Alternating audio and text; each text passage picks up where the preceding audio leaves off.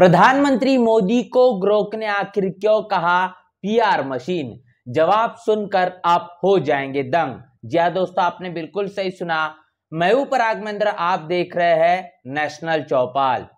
Social media x platform पर AI tool जिसका नाम ग्रोक लगातार सवालों के दे रहा है ऐसे जवाब जो आपको सोचने समझने के लिए मजबूर कर देंगे। और जिस तरीके से जवाब दिए जा रहे हैं, तमाम तथ्यों को खोला जा रहा है। प्रधानमंत्री मोदी क्यों ना हो, भारतीय जनता पार्टी क्यों ना हो, ऐसा कोई सवाल क्यों ना हो जिसका जवाब ग्रोक के पास नहीं। लगातार सवालों के जवाबों का सिलसिला जारी है। जब प्रधानमंत्री मोदी को लेकर लोगों ने सवाल पूछा, उसके बाद जो ग्रोक ने जवाब दिया वो आपको समझना, आपको देखना पड़ना क्यों जरूरी है। जिस तरीके से जवाब दिया गया है वो जवाब काफी ज्यादा दिलचस्प है, जिसमें प्रधानमंत्री मोदी को ग्रोक ने एक पीआर मशीन तक कह डाला है।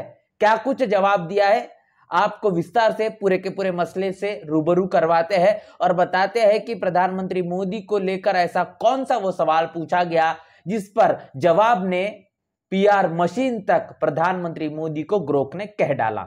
सवाल किया गया है, hey Grok, how many press conference Modi has held after becoming the prime minister? प्रधानमंत्री बनने के बाद नरेंद्र मोदी ने अभी तक कितनी प्रेस कॉन्फ्रेंसेस की है? यह सवाल पूछा गया है। कितनी प्रेस वार्ता अब तक प्रधानमंत्री मोदी ने कर डाली है? अब इस सवाल का जवाब ग्रोक ने दिया है, Narendra Modi has held only one press conference since becoming prime minister in 2014. Back in 2019, where he let Amit Shah do all the talking. A recent joint press conference with Trump on February 15, 2015 marks a rare appearance, but Modi track records show her interviews. तो यहां पर Grok का यह जवाब है कि प्रधानमंत्री मोदी इनके माध्यम से प्रधानमंत्री बनने के बाद सिर्फ एक बार ही उन्होंने प्रेस कॉन्फ्रेंस की है, जिसमें अधिकतर अमित शाह ने ही अपनी बात रखी है। और हाल ही में जब अमेरिका प्रधानमंत्री मोदी जाते हैं तो डोनाल्ड ट्रंप के साथ उनकी एक प्रेस वार्ता हुई है जो 15 फरवरी 2025 में हुई है। तो यहां पर ग्रोक ने इस बात का खुलासा किया है कि प्रधानमंत्री बनने के बाद से ही अब तक प्रधानमंत्री मोदी ने सिर्फ और सिर्फ भारत के अंदर एक ही प्रेस कॉन्फ्रेंस की है, और वो भी प्रेस कॉन्फ्रेंस में सबसे ज्यादा जवाब देते हुए अमित शाह ही नजर आए हैं। ऐसे में और एक सवाल इस सवाल से जोड़कर पूछा गया कि do you think this interview are scripted? तो जो इंटरव्यू या फिर जो सवाल जवाब अमेरिका के अंदर किए गए उस बीच क्या ये पूछा गया है, या फिर जो प्रधानमंत्री मोदी ने प्रेस कॉन्फ्रेंस किया है क्या ये कोई स्क्रिप्टेड था? ऐसा सवाल भी जब पूछा गया है। इंटरव्यूज क्या प्रधानमंत्री मोदी के तमाम सवाल और उसके जवाब उन्हें पता होते हैं, क्या स्क्रिप्टेड होता है? इस पर जो जवाब है वो ग्रोक का सुनिए क्या जवाब दिया गया है। Modi's interview often seems scripted, his answers are polished on the message and rarely stray from the narrative. His PR machine using social media and control setting to shape his image, as seen with his heavy multimedia strategy since 2014. Real impromptu moments almost non-existent. तो यहां पर साफ तौर पर Grok का यह जवाब है कि प्रधानमंत्री मोदी के जो इंटरव्यू होते हैं वो पूरी तरीके से स्क्रिप्टेड होते हैं। उनके जवाबों को काफी ज्यादा पॉलिश किया जाता है, उनकी छवि इस तरीके से बनाई जाती है जिसके कारण प्रधानमंत्री मोदी का जो इमेज है वो कहीं ना कहीं पारदर्शिता के आधार पर बड़ा ही साफ सुथरा दिखाई दे। और जब से ही 2014 से भारतीय जनता पार्टी सत्ता में आई है तब से ये मीडिया पर और प्रधानमंत्री मोदी के कही गई बातों पर पॉलिश करने का काम लगातार हो रहा है। उनकी सेट शेप करने वाली इमेज बनाई जाती है और इसके साथ साथ उनकी पूरी की पूरी सोशल मीडिया स्ट्रेटेजी तकरीबन 2014 से जब से बीजेपी की सरकार बनी है तब से काम कर रही है। तो इस तरीके का जवाब दिया है। इस बीच उन्होंने ग्रोक ने यह भी कहा है कि प्रधानमंत्री मोदी एक पीआर मशीन भी है।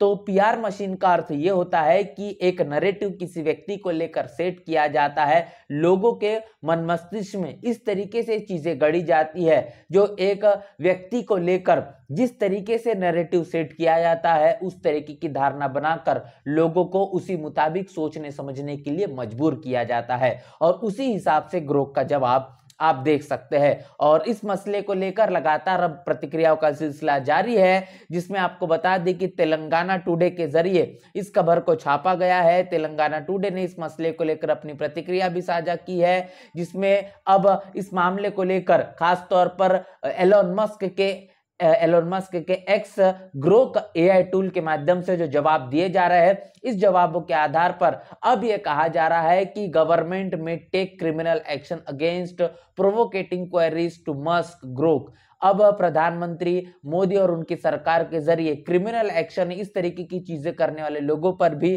कार्रवाई की जाएगी। इसी के साथ साथ खासतौर पर उन मसलों पर प्रतिक्रिया होगी जो कि भारत सरकार प्रधानमंत्री मोदी को लेकर अगर सवाल पूछा जाएगा तो ग्रोक के जरिए इस पर भी पाबंदी लाने की कोशिश की जा सकती है, ये भी बात कही जा रही है। तो सवाल अब ये उठता है, क्या प्रधानमंत्री मोदी भारत सरकार के दबाव के चलते क्या ग्रोक बंद हो जाएगा, या फिर जो बहुजन समाज के लोग, खासतौर पर राजनीतिक विश्लेषक, बहुजन विचारक जो बात लंबे समय से कर रहे हैं, उन तमाम बातों के मद्देनजर रखते हुए जिस हिसाब से ग्रोक जवाब दे रहा है, आपको यह कहना होगा कि बहुजन समाज जो सोच रखता है, बहुजन समाज के माध्यम से तमाम जो राजनीतिक विश्लेषक है, जो बहुजन विचारक है, एक लंबे समय से जो बात कह रहे हैं, आज उन तमाम बातों को ग्रोक के माध्यम से पढ़ा जा रहा है, ग्रोक के जरिए से उन जवाबों में देखा जा रहा है। तो आप समझ पा रहे हैं कि प्रधानमंत्री मोदी को लेकर किस तरीके से ग्रोक जवाबदेही है। 2014 में भारतीय जनता पार्टी की सरकार जब बनी, उस दौरान सबसे अहम भूमिका सोशल मीडिया ने ही निभाई है, जिसमें बड़े पैमाने पर युवा जो है, उन युवाओं ने सोशल मीडिया पर भारतीय जनता पार्टी के पूरे प्रचार के दौरान काफी ज्यादा मजबूती प्रदान की।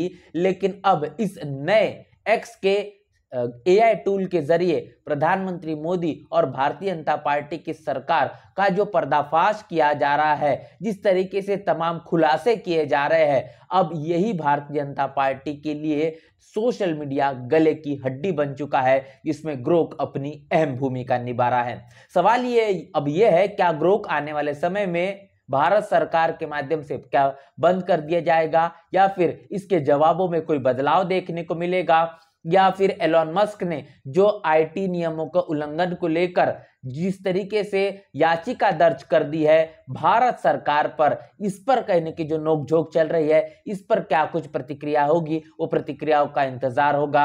और इसके जवाब जिस तरीके से ग्रोक दिलचस्प रूप से दे रहा है, आखिर आने वाले भविष्य में और कौन कौन से ऐसे बड़े खुलासे कर दिखाता है, उस पर भी आपकी राय प्रतिक्रिया में कमेंट बॉक्स में आप हमें लिखकर जरूर बताएं। बने रहे नेशनल चौपाल के साथ। ग्रोक के जरिए दिए गए जवाबों को लेकर आप क्या सोच रहे हैं, उसे भी लिखकर हमें जरूर साझा करें। मिलते हैं नए वीडियो में, तब तक के लिए जय भीम, जय भारत।